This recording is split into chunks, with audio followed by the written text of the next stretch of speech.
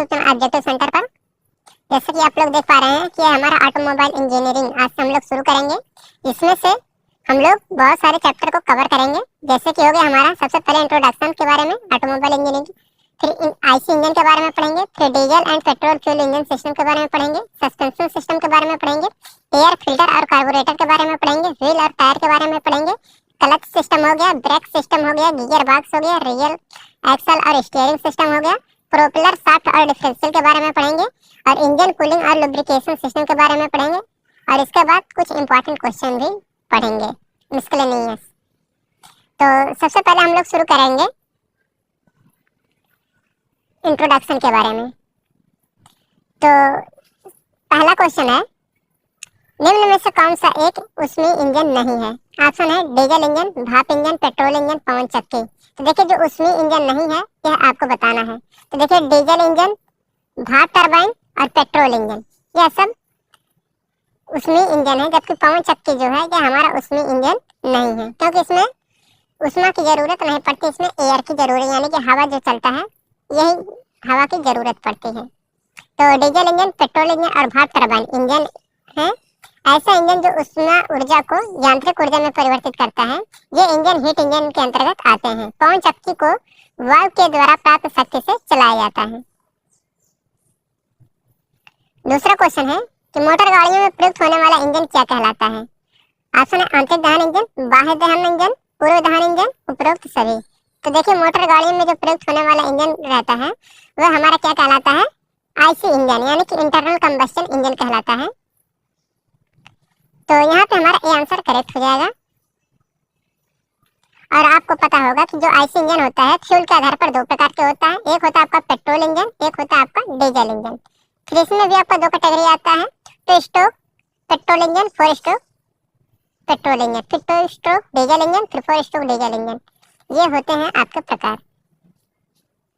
तीसरा क्वेश्चन है, the ignition of the charge by some hot surface within the engine before the passage of spark is called. Spark के passage से पूर्व engine के अंदर कतिपय गर्म सतह द्वारा चार्ज के प्रज्वलन को क्या कहते हैं? ऑप्शन है pre ignition, detonation, ignition delay, post ignition. तो देखिए इसे हम लोग बोलते हैं प्री इग्निशन, कि जब सिलेंडर के मध्य चार्ज को कंप्रेस्ड किया जाता है तो उसका तापमान और दाब बढ़ता है। यदि चार्ज का तापमान सेल्फ इग्निशन टेम्परेचर तक पहुंच जाए तो यह स्वतः जलने लगता है, जिसे हम लोग प्री इग्निशन कहते हैं, यानी कि पूर्व प्रज्वलन, समय से पहले जिसका जल जाए वो। तो ये होता है हमारा प्री इग्निशन। चौथा क्वेश्चन है कि हीट इंजन का मूल रूप से प्रयोग होता है। तो हीट इंजन का मूल रूप से प्रयोग कहाँ पर किया जाता है? ऑप्शन है आपके सामने, कोयले से बिजली बनाने में, किसी भी अन्य ऊर्जा को यांत्रिक ऊर्जा में बदलना, उष्मा ऊर्जा को यांत्रिक ऊर्जा में बदलना, इनमें से कोई नहीं। तो देखिए क्या है कि जो हीट इंजन मूल रूप से जो प्रयोग किया जाता है वह उष्मी ऊर्जा को यांत्रिक ऊर्जा में बदलने के लिए किया जाता है। तो यहाँ पे हमारा सी आंसर करेक्ट हो जाएगा। हीट इंजन है क्या? तो देखिए उष्मी ऊर्जा को यांत्रिक ऊर्जा में परिवर्तित करता है हीट इंजन, और आईसी इंजन के द्वारा फ्यूल की केमिकल ऊर्जा को उष्मा ऊर्जा में और उष्मा को यांत्रिक ऊर्जा में परिवर्तित करते हैं। आईसी इंजन का क्या तात्पर्य है? तो देखिए आईसी इंजन क्या होता है? इंटरनल कंबस्शन इंजन यानी कि अंतर्दहन इंजन। तो अंतर्दहन इंजन होता है यानी कि ऑप्शन नंबर बी यहाँ पे करेक्ट हो जाएगा। आईसी इंजन, आईसी मतलब होता है इंटरनल कंबस्शन इंजन यानी कि अंतर्दहन इंजन, यहाँ पे करेक्ट आंसर हो जाएगा।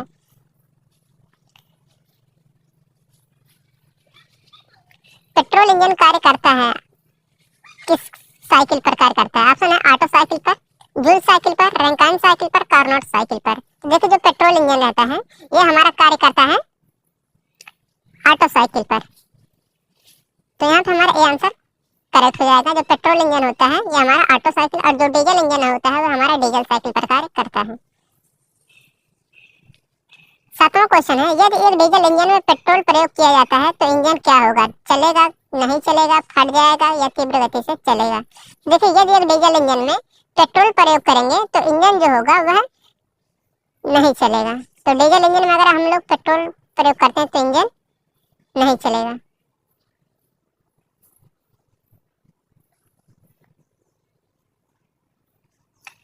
तो देखिए यदि डीजल इंजन में पेट्रोल प्रयोग किया जाए तो इंजन नहीं चलेगा, क्योंकि डीजल तथा पेट्रोल का इग्निशन जो पॉइंट होता है वह अलग अलग होता है। अतः संपीड़न अनुपात अलग अलग होने के कारण नहीं चलेगा।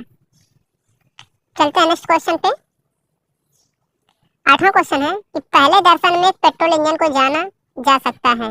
ऑप्शन है सिलेंडर के आकार द्वारा, शक्ति आवेशन द्वारा, प्रचालन द्वारा, स्पार्क प्लग द्वारा।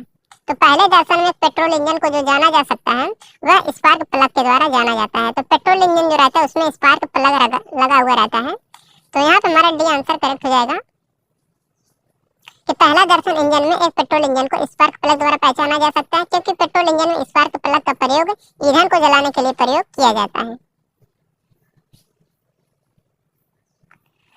अब है 9वां क्वेश्चन कि मोटर गाड़ी में प्रयुक्त होने वाला इंजन क्या कहलाता है। ऑप्शन आईसी इंजन, बाह्य दहन इंजन, पूर्व दहन इंजन, पश्च दहन इंजन। तो देखिए जो मोटर गाड़ी में प्रयोग होने वाला इंजन रहता है वह हमारा आईसी इंजन यानी कि इंटरनल कंबस्शन इंजन होता है, यानी कि आंतरिक दहन इंजन यहाँ पे करेक्ट आंसर हो जाएगा।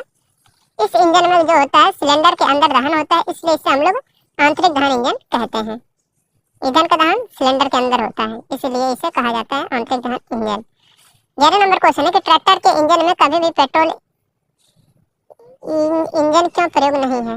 तो ट्रैक्टर के इंजन में कभी पेट्रोल इंजन क्यों नहीं प्रयोग करते हैं। ऑप्शन है पेट्रोल इंजन अपने कम वजन, कम कंपन तथा महंगे ईंधन के कारण ट्रैक्टर के अनावश्यक या महंगे होते हैं।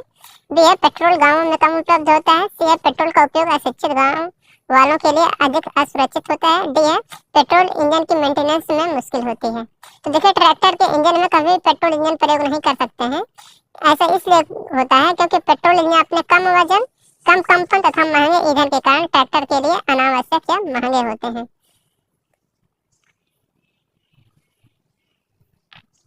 11 नंबर क्वेश्चन है कि हीट इंजन का मूल रूप से क्या कार्य होता है। ऑप्शन है कोयले से बिजली बनाना, किसी भी अन्य ऊर्जा को यांत्रिक ऊर्जा में बदलना, उष्मा ऊर्जा को यांत्रिक ऊर्जा में बदलना, किसी भी ऊर्जा को बिजली पैदा करना। तो हीट इंजन का मूल रूप से जो तात्पर्य होता है या कार्य होता है हीट इंजन का, उसका मेन कार्य यही होता है कि उष्मा ऊर्जा को यांत्रिक ऊर्जा में बदलना हीट इंजन का कार्य होता है। 12 नंबर का क्वेश्चन है कि निम्न में से कौन सा एक उसमें इंजन नहीं है। ऑप्शन है डीजल इंजन, भाप टरबाइन, गैस चलित इंजन, पवन चक्की। तो उसमें इंजन जो नहीं है वह हमारा क्या है, पवन चक्की, जो कि ये क्वेश्चन पहले भी हो चुका है, क्योंकि डीजल इंजन, भाप टरबाइन और गैस चलित ये सब क्या है उसमें इंजन है, जबकि पवन चक्की वायु से चलता है। तो 12 का यहाँ पे हमारा डी आंसर करेक्ट हो जाएगा। 13 नंबर क्वेश्चन है कि डीजल शब्द की व्युत्पत्ति का स्रोत क्या है, यानी कि डीजल शब्द की उत्पत्ति कैसे हुई है। ऑप्शन है किसी महान व्यक्ति का नाम है, उस स्थान का नाम जहाँ पहली बार मिला था। सी है उस व्यक्ति का नाम जिसने डीजल इंजन का विकास किया। डी है यूनानी देवता का नाम है। तो देखिए जो डीजल शब्द की उत्पत्ति है ये हुआ था कि उस व्यक्ति का नाम है जिसने डीजल इंजन का विकास किया था। डीजल शब्द की उत्पत्ति डीजल इंजन का आविष्कार रूडोल्फ डीजल के नाम से हुआ था और डीजल इंजन का आविष्कार सन 1897 ईस्वी में किया गया था।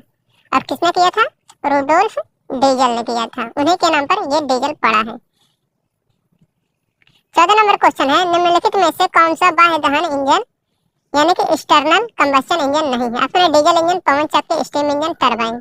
तो देखिए जो बाह्य दहन इंजन यानी कि एक्सटर्नल कंबस्शन इंजन नहीं है, आपको बताना है। बाह्य दहन इंजन नहीं है मतलब क्या है, आपका इंटरनल कंबस्शन इंजन है। तो इंटरनल कंबस्शन इंजन है जो आपका, वो है आपका डीजल इंजन। डीजल इंजन आपका क्या है, अंतर्दहन इंजन है। तो यहाँ पे हमारा आंसर करेक्ट हो जाएगा।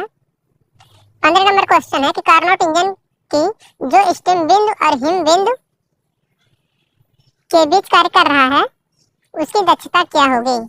तो देखिए कार्नोट इंजन की जो स्टीम बिंदु और हिम बिंदु के बीच कार्य करता है तो उसकी जो दक्षता होगी वह 26.81% होगी। 16 नंबर क्वेश्चन है एक भाप शक्ति संयंत्र में दहन के किस चक्र का प्रयोग होता है। ऑप्शन है Rankine cycle, Bretton cycle, auto cycle, Carnot cycle. तो एक भाप शक्ति संयंत्र में दहन के जिस साइकिल का प्रयोग किया जाता है वह साइकिल रहता है रैंकाइन साइकिल। तो भाप शक्ति संयंत्र में क्या होता है, आपका रैंकाइन साइकिल का प्रयोग किया जाता है। भाप शक्ति प्लांटों के लिए यह एक आदर्श साइकिल होता है, रैंकाइन साइकिल। यानी कि जो आपके पावर प्लांट होते हैं उसमें आपका रैंकाइन साइकिल कार्य करता है। गैस टरबाइन किस चक्र पर कार्य करता है। Option Carnot cycle, Rankine cycle, Bretton cycle, Kirchhoff चक्र पर। तो देखिए जो गैस टरबाइन है, जो गैस टरबाइन रहता है ये हमारा ब्रिटान साइकिल पर कार्य करता है। तो गैस टरबाइन ब्रेटॉन साइकिल पर कार्य करता है। इसमें 2 समदाबी प्रक्रम होते हैं और 2 सम एंट्रोपी प्रक्रम होता है। 18 नंबर का क्वेश्चन है, डीजल इंजन में पेट्रोल इंजन की बजाय कंपन ज्यादा क्यों होता है? ऑप्शन है सिलेंडर की अधिकता के कारण, ताप की अधिकता के कारण, दाब की अधिकता के कारण, गैसों की अधिकता के कारण। तो देखिए, जो डीजल इंजन में पेट्रोल इंजन की बजाय कंपन ज्यादा इसलिए होता है क्योंकि दाब की अधिकता के कारण।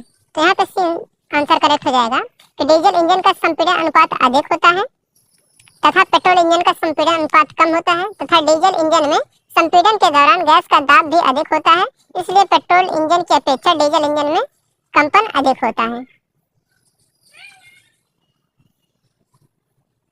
19 नंबर क्वेश्चन है, निम्न में से ऐसा कौन सा है जो आंतरिक दहन इंजन का लाभ नहीं है?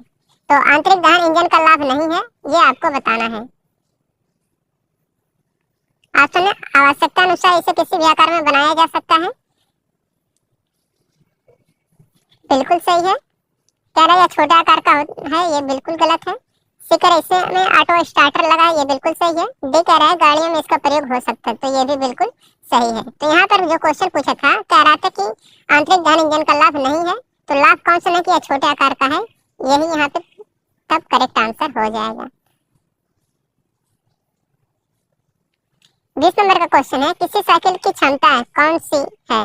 ऑप्शन है आपके सामने Q2 माइनस Q1 अपन Q1, Q1 माइनस Q2 अपन Q1, Q1 प्लस Q2 अपन Q1, Q1 अपन Q2। तो देखिए यहाँ पे साइकिल की जो दक्षता होती है वह Q1 माइनस Q2 अपन Q1 होता है। तो यहाँ पे हमारा बी आंसर करेक्ट हो जाएगा।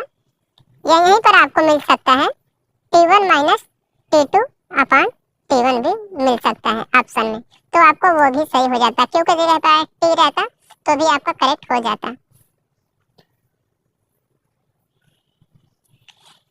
21 नंबर का क्वेश्चन है कि कार्नोट सिद्धांत के अनुसार क्या होता है? तो देखिए कार्नोट सिद्धांत के अनुसार क्या है, कोई भी इंजन कार्नोट इंजन से अधिक दक्ष नहीं हो सकता है। ये आपका बिल्कुल सही है कि कोई कार्नोट सिद्धांत के अनुसार यह होता है कि कोई भी इंजन कार्नोट इंजन से अधिक दक्ष नहीं हो सकता है। तो यहाँ हमारा ए आंसर ही करेक्ट होगा। 22 नंबर क्वेश्चन है, निम्नलिखित में से किसकी एफिशिएंसी अपेक्षाकृत अधिक है? ऑप्शन है ऑटो साइकिल, डीजल साइकिल, दोनों बराबर है, इनमें से कोई नहीं। तो जिसकी एफिशिएंसी अपेक्षाकृत अधिक है वो होता है हमारा डीजल साइकिल। तो यहाँ हमारा बी आंसर करेक्ट हो जाएगा, डीजल साइकिल। 23 नंबर क्वेश्चन है, निम्नलिखित में से किस साइकिल में स्थिर दबाव पर ऊष्मा दी जाती है? ऑप्शन ऑटो साइकिल, डीजल, उपरोक्त दोनों और है इनमें से कोई नहीं। तो जिस साइकिल में स्थिर दबाव पर ऊष्मा दी जाती है वह हमारा क्या रहता है, डीजल। डीजल साइकिल में क्या होता है, स्थिर दाब पर ऊष्मा दी जाती है। 1 हर्स पावर इक्वल टू कितना होता है? तो आपको ही पता होगा, 1 हर्स पावर इक्वल टू होता है 746 वाट के बराबर होता है। 25 नंबर का क्वेश्चन है, डीजल इंजन में डीजल किस प्रकार जलता है? ऑप्शन है एक प्लग से उत्पन्न चिंगारी से, सिलेंडर में दाबित वायु के उच्च तापमान के कारण, सी है इंजन के झटके की क्रिया के कारण यानी कि जर्किंग की क्रिया के कारण, डी है सिलेंडर में स्थिर आयतन के कारण। तो डीजल इंजन में जो डीजल रहता है या जो जलता है यह जलता है कि सिलेंडर में दाबित वायु के उच्च ताप के कारण जलता है। तो यहाँ पे हमारा बी आंसर करेक्ट हो जाएगा। 26 नंबर क्वेश्चन है, पहले दर्शन में एक पेट्रोल इंजन को पहचाना जाता है किसके द्वारा? ऑप्शन है सिलेंडर के आकार द्वारा, शक्ति आवेशन द्वारा, स्पार्क प्लग द्वारा, इनमें से कोई नहीं। तो ये क्वेश्चन पहले भी आ चुका है। तो पहले दर्शन में एक पेट्रोल इंजन को जो हम लोग पहचानते हैं उसे स्पार्क प्लग के द्वारा पहचानते हैं, क्योंकि पेट्रोल इंजन में स्पार्क प्लग लगा रहता है। तो पहले दर्शन में पेट्रोल इंजन की पहचान उसमें लगे स्पार्क प्लग के द्वारा की जाती है तथा इस इंजन में कार्बोरेटर भी लगा होता है, जबकि डीजल इंजन में स्पार्क प्लग नहीं लगा रहता है। 27 नंबर क्वेश्चन है कि पेट्रोल इंजन का कार्य करता है। ऑप्शन ऑटो चक्र पर, जूल साइकिल पर, डीजल साइकिल पर, कार्नोट साइकिल पर। तो जो पेट्रोल इंजन कार्य करता है यह आपका किस पर कार्य करता है, ऑटो साइकिल पर कार्य करता है। तो 27 का यहाँ पर ए आंसर करेक्ट हो जाएगा। और जो डीजल इंजन रहता है वो हमारा डीजल साइकिल पर कार्य करता है। 28 नंबर क्वेश्चन है, निम्न में से ऐसा कौन सा है जो आंतरिक दहन इंजन का लाभ नहीं है? ऑप्शन है आवश्यकता अनुसार इसे किसी भी आकार में बनाया जा सकता है, या छोटे आकार का है, इसे ऑटो स्टार लगा होता है। ये क्वेश्चन भी पहले आ चुका है, तो यहाँ पे करेक्ट आंसर क्या हो जाएगा, जो लाभ नहीं है यह छोटे आकार का है। 29 नंबर क्वेश्चन है कि किसी पेट्रोल की उसमें दक्षता लगभग कितनी होती है? ऑप्शन है 30, 40, 50, 70। तो पेट्रोल की जो उसमें दक्षता होती है, यह दक्षता होता है आपका 30%। तो किसी पेट्रोल इंजन की उसमें दक्षता लगभग 30% तक होती है। पेट्रोल इंजन ऐसे उसमें इंजन है जो स्थिर आयतन प्रकार करता है। पेट्रोल इंजन को एसआई इंजन के नाम से भी जाना जाता है। ऑटोमोबाइल गियर सामान्यतः किसके बने होते हैं? आपने कास्ट आयरन के, एलॉय स्टील के, माइल्ड स्टील के, इनमें से कोई नहीं। तो जो ऑटोमोबाइल गियर होते हैं ये प्रायः बनाए जाते हैं कास्ट आयरन के। तो ऑटोमोबाइल जो गीजर होते हैं सामान्यतः कास्ट आयरन के बने होते हैं क्योंकि इसमें प्रतिरोध सहन करने की क्षमता अधिक होती है। कास्ट आयरन में iron, carbon, silicon, magnesium, phosphorus, sulphur आदि पाए जाते हैं। 31 नंबर क्वेश्चन है किसी मशीन की ओवर हाउलिंग से क्या तात्पर्य है? ऑप्शन है मशीन की पेंटिंग करना, मशीन की आयलिंग करना, मशीन की मरम्मत, मशीन के पुर्जों को अलग अलग कर उनकी सफाई करना, खराब पुर्जों की जगह पर नए पुर्जे लगाना, आयलिंग करना, पुर्जों को जोड़कर पुनः मशीन तैयार कर लेना।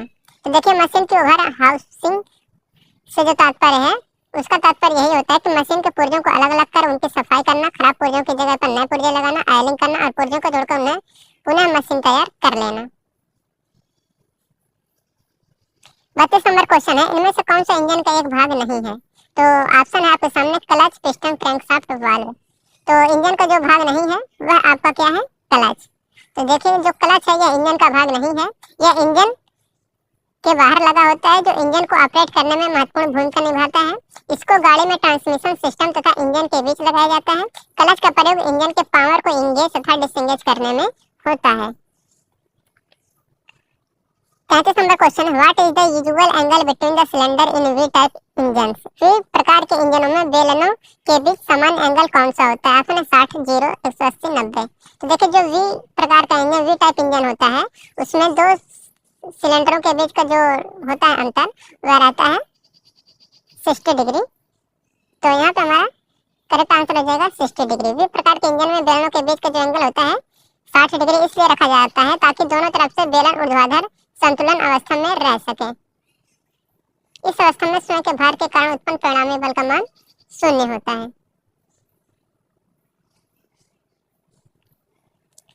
34 नंबर क्वेश्चन है air fuel mixture which contains low portion of air is called which mixture? वायु ईंधन मिश्रण जिसमें वायु के निम्न अंश सम्मिलित हैं को कौन सा मिश्रण कहते हैं? तो ऑप्शन है आपके सामने lean mixture, chemically correct mixture, fresh mixture, impure mixture. तो देखिए ऐसे मिक्सचर जिसमें वायु ईंधन मिश्रण जिसमें वायु के निम्न अंश सम्मिलित हो उससे हम लोग क्या कहते हैं? Rich mixture. तो यहाँ पे हमारा सी आंसर करेक्ट हो जाएगा रिच मिक्सचर। जब वायु ईंधन के मिश्रण में वायु की मात्रा कम कर दी जाती है तो मिक्सचर गाढ़ा हो जाता है जिससे हम लोग रिच मिक्सचर कहते हैं, तथा जब वायु ईंधन के मिश्रण में वायु की मात्रा बढ़ा दी जाती है तो मिश्रण पतला हो जाता है जिसे हम लोग लीन मिक्सचर कहते हैं। आईसी इंजन का क्या तात्पर्य है जो कि आसान सा क्वेश्चन है? तो आईसी इंजन का जो तात्पर्य होता है इंटरनल कंबस्टन इंजन यानी कि अंतर्दहन इंजन, यानी कि ऑप्शन नंबर भी यहाँ पे करेक्ट हो जाएगा।